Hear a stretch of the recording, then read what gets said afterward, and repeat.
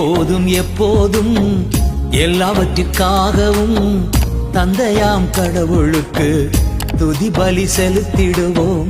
இப்போதும் எப்போதும் எல்லாவற்றிற்காகவும் தந்தையாம் கடவுளுக்கு துதி பலி செலுத்திடுவோம். துதி பலி சுகந்த வாசனை, நன்றி பலி அது உகந்த காணிக்க. துதி பலி அது சுகந்த வாசனை, நன்றி பலி அது உகந்த காணிக்க.